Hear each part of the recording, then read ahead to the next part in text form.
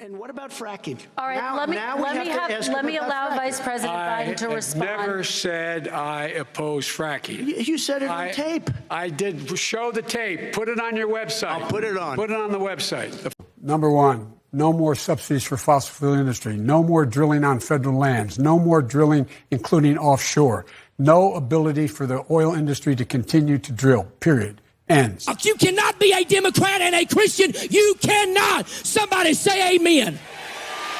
The rest of you, get out. If Trump were to return to the White House as president, and COVID is still a threat, or there's some other public health emergency, would you have confidence in his ability? Would you have confidence in his ability to deal with a pandemic of this nature? Would you want to stay on in your post?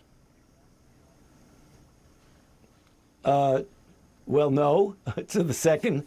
You cannot be a Democrat and a Christian. You cannot. Somebody say amen. The rest of you, get out. And let's remember how we got here. Putin invaded Ukraine. Putin invaded Ukraine with 100,000 forces.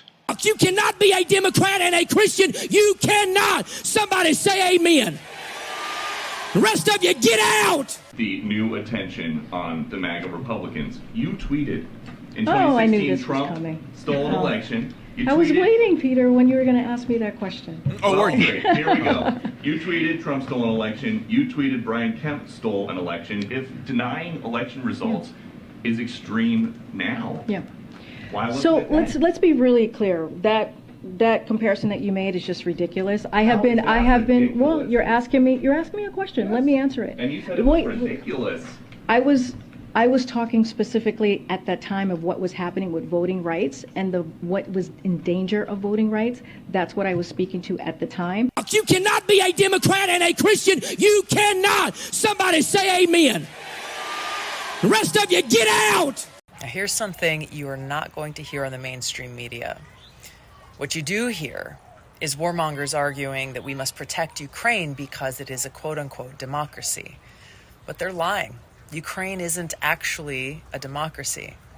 For example, to hold on to power, Ukraine's president shut down the 3 TV stations that were openly criticizing him and his policies, imprisoned the head of the opposition political party that had come in second place in their elections, and went and arrested and jailed that party's leaders.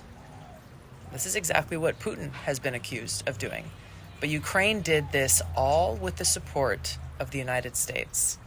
You cannot be a Democrat and a Christian. You cannot. Somebody say amen. The rest of you, get out.